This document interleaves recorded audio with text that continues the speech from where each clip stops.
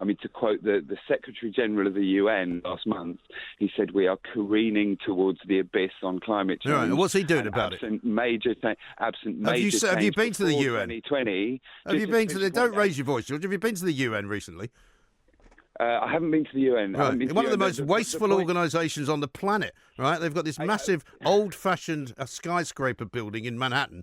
None of the people that work there pay any tax. None of the cars that they drive around in pay any tax. They don't even pay any parking tickets. I mean, they are an absolute shambles of an organisation that's done nothing for the world apart from, completely and utterly destabilise it. If we had 2 hours to discuss the deficiencies of the UN, I'd be very happy to get. Yeah, well, don't quote them as some great sort of arbiter of sense, because they're not. No. The point is that one of the good things that UN has done in the last 25 years is convene thousands of scientists across the world in the biggest scientific endeavour of all time, from numerous different disciplines. And the simple fact is that we do have a clear picture of what is going on with climate change, and the fact is that our government is reversing the very things that we should be doing more. That's not true. Our government isn't, George, but I'll tell you which governments are doing that. The Chinese government is doing it. So what I suggest you do is take your motley collection of characters from Lambeth. What's the Chinese government doing? The Chinese government is contributing massively to the greenhouse effect, which is a phrase you don't hear anymore, because of the number of coal-fired power stations they're building, the number of airports that they're building, and the number of roads that they're building, because as the country becomes more wealthy, people want more stuff. They want more air conditioning machines, they want more cars, they want more buses, they want more planes, they want more flights out of Shanghai Airport.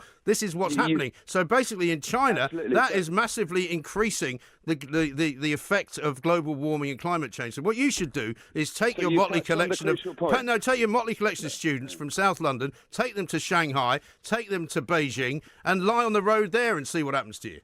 You've touched on it. You've touched on a really, really important point here, and that brings me back precisely to why the UK government and the rich world governments generally need to do much more. For a start, the key kind of lie across Europe is that we've basically exported our manufacturing to a large extent to China, and then turn around and call those China's emissions. China, and this is a sort of depressing reflection of what we've been doing in Europe, in the UK, certainly in the last 5 years. They are investing £690 billion more in renewable energy between now and 2020. Their last 2 5-year plans have put renewable energy front and centre, and they've brought the price of renewable energy down about 500%, which is why it's really competitive across the world. And so absolutely China is a very big part of this picture. But China is not a poor country, George. It's not a poor country. You can't talk about the rich West versus China. China's got more money than we've got. They own all the debt in the United States. Go online. Per capita, they are number 80 in terms of wealth per person. Don't tell me to go online, mate, for God's sake. Country. They're not. Well, but they're a developing country, but they're an incredibly wealthy country. That's the point. They're not just manufacturing stuff and selling it to us. Their country is getting richer. Do you know, for example, in India, as that country gets richer, more and more people can afford air conditioning machines. So they're now getting air conditioning machines, pumping more and more Freon into the atmosphere, which is very bad for the climate. However, I don't ever hear people like you complaining about that. No, absolutely. I mean, you'd rather they lived in poverty.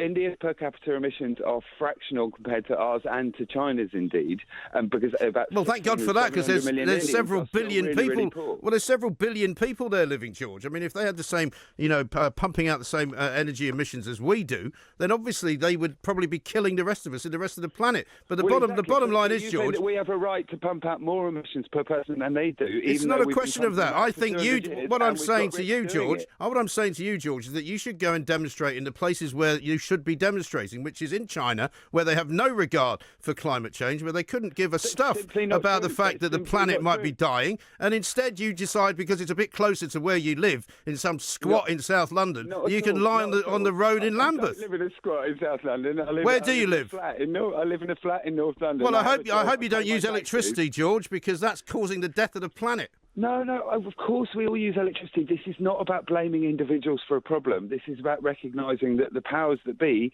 because as most people know, they are hugely influenced by powerful interests such as the fossil fuel industry. Yeah, and the cycling industry as well. Have you looked down Blackfriars Road recently? Change without bringing about anything like what our children require to have a safe and secure future. Have you got any children, George? This is not a political football. I do. I have a very beautiful 4-year-old. Good. Well, I'm sure that she will need to be raised and brought up in the correct way.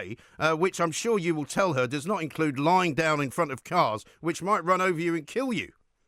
Well, I mean, he's a he for what it's worth. Okay. But you're not called Jesse, is he? What I think he's already understood is that whether it's, women's rights or workers' rights, civil rights or weekends, any of the things we take for granted, unfortunately, the powers that be have never generally kind of offered progressive change at the goodness of their hearts. The powers that be are, the governments are usually influenced by those with power and money until normal people get together and force positive change. So how do you reckon they got to spend £1 billion on cycle lanes in London then? Who caused them to do that, George? Oh, no, I think I'm not saying there aren't really positive steps. I think the sort of tragedy of the world at the moment is that there are so many positive things going on the outside of the central problem, which is that we are still digging up virtually all available fossil fuels across the planet. And we've been taught to basically project this problem onto places like India and China, which of course are a big part of the problem. But one of the main reasons that India isn't moving faster to kind of leapfrog the fossil fuels that we've been burning for 200 years and got rich off is because we haven't been sharing the technology in the way that we should. India have got a space program, George. India go into space. They've got plenty of technology. We've shared loads of technology with them. No, we really haven't. I mean, I suggest to people they can watch Al Gore's Inconvenient sequel movie. Do you know that an inconvenient truth was ruled that it could not be shown in schools because it had so many lies in it by a judge in this country? I mean, you do know that, right? Whatever may be the case about that film, what has become extremely so clear you admit that the film has got loads of errors in it, then, right? I'm not going to get into that. Why not? Why don't you want to get into it? But because this will be a diversion for your listeners. Oh, right. To give them the impression that there's some doubt. You know about my the listeners, do you? Climate change. There is no, except unless you're Donald Trump, there is no meaningful doubt that climate change is caused by the enormous amount of carbon that we are pumping into the atmosphere.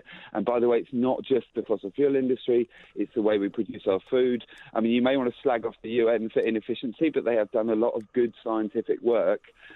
Really? Which gives a a very credible scientific picture of where we actually are. And the reality is we need, to quote the IPCC report that came out recently, into the very concrete and catastrophic differences between a 1.5 degree rise, which we're pretty much committed to anyway, and a 2 degree rise. It makes very, very clear that we cannot afford as a world to go to 2 degrees. And their report said that we need rapid, far-reaching and unprecedented changes to every aspect of our society before 2030. When's your next jamboree, George? Palming us off with small changes that look as if we're moving in the right direction. And they've been doing it for 25 years, and it just does not match the science that our children need us to relate to. Well, I'm sorry we haven't got time to discuss the hockey stick graph and the fraud committed by several people from the University of East Anglia on the rest of the world. But tell us when your next jamboree is, George, so we can all avoid it. There are going to be actions here and we hope across the world, and there are lots of signs that is happening. This isn't just about the UK government, but we are determined to force this issue onto the agenda to the point where the governments actually have to account for it, because our children... And if people who are listening to this disagree with me and agree with you, George, can they fund Extinction Rebellion? Can they send you money? If they like, we're a grassroots organisation. We don't have big funding or anything like that. But the other thing, by the way, of course, even if there was no climate change, tens of millions of children, certainly millions in this country alone, have asthma, and any family that is dealing with that knows that that is a life and death horrible thing, and that is just one of the other consequences of not shifting to renewable energy. Right. Well, it's funny how nobody had asthma when we were pumping out all sorts of black smoke from our chimneys, but we've got to run, George. George Barda, their spokesperson for Extinction Rebellion, which he says is a grassroots organisation, not with funding from anybody else. But they do a lot of lying down in the road. You don't want to go anywhere near them if they are doing that, because it's very dangerous. In fact, the police say it will be illegal to try and run through any groups of protesters. But again, the police making a massive issue here, and a massive error, I think, by allowing this stuff to go ahead, because people will get tempers frayed and bad things will happen.